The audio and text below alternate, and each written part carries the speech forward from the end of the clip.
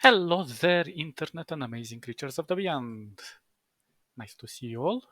Hope you have a wonderful day, night, eclipse or apocalypse. You know the spiel. So, art sterilization. Hmm, where should we start?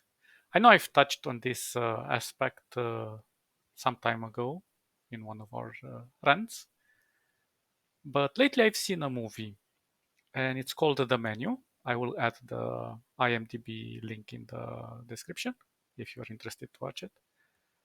I'm not gonna spoil it, but in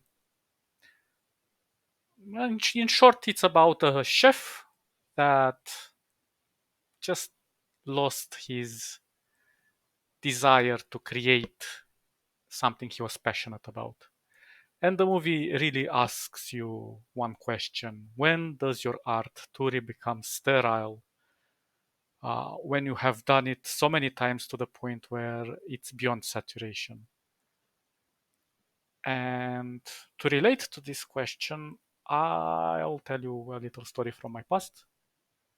I was recommended to an Indian company, and Indians are superb people. Like, really, don't take stereotypes or anything like that.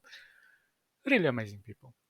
And I was recommended to this company, and they were asking me to make very simple things. But it was for social media.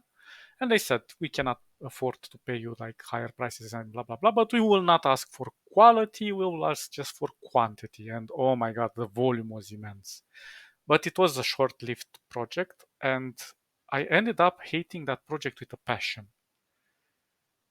And the thing is, like, I would have to do all of this corporate stuff with images and their texts, half in English, half in Indian, whatever.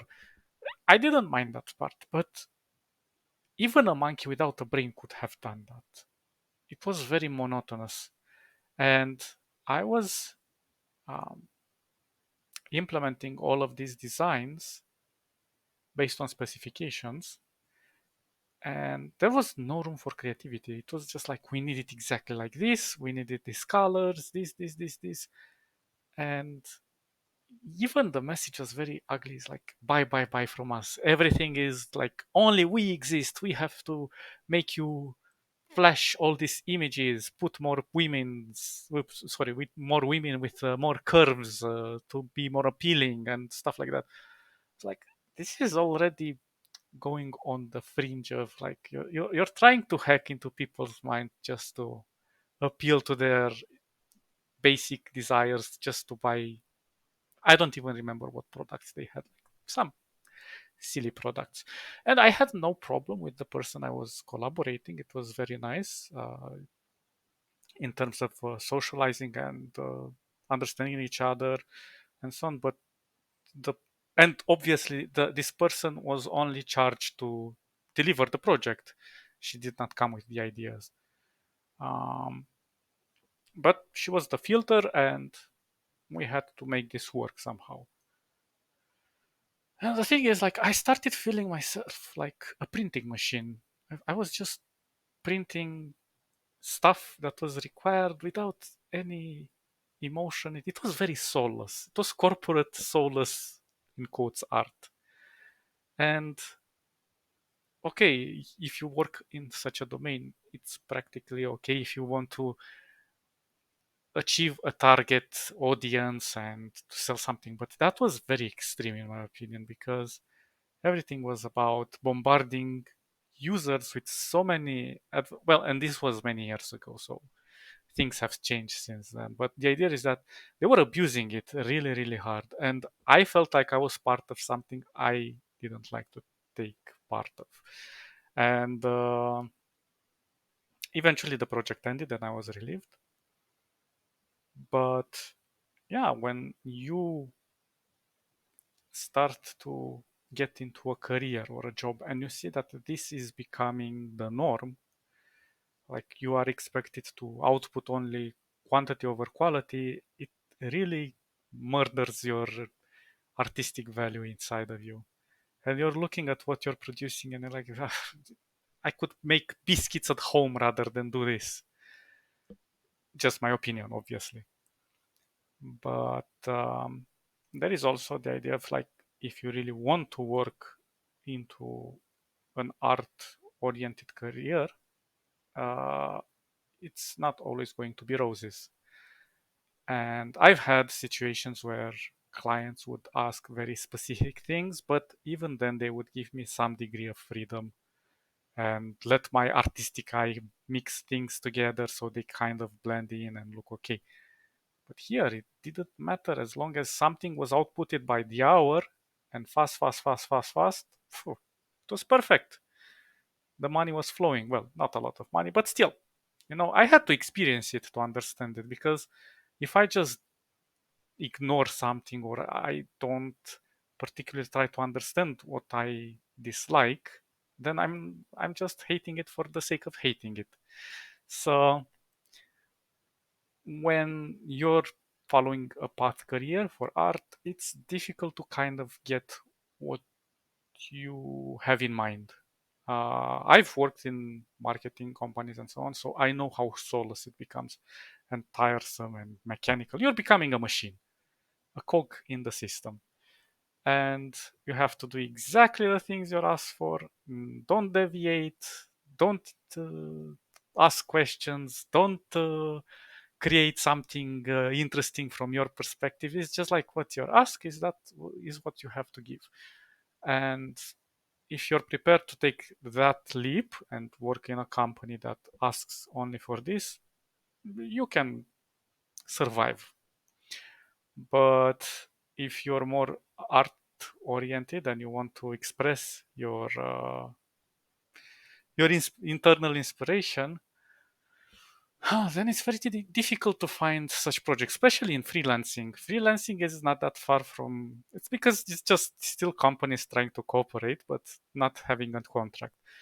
But if you can find, well, I call them clients, but they're not really clients. They're actually contacts, like people you create a social bridge with, and you communicate, not necessarily on a daily basis, but you contact more frequent, and you kind of understand each other's limitations. You create some compromises from both sides, uh, and then the cooperation creates this creativity at the end, And when you have people that understand what you understand, first of all, most of these people don't know what they want to do, but they kind of give you the rough outline. So if you can work with them constantly, constantly, constantly, and kind of develop this um, personal dialogue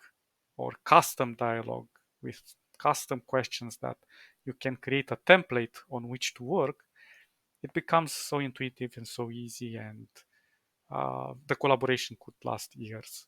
And it also makes you comfortable because you're not going after freelancing jobs just like that.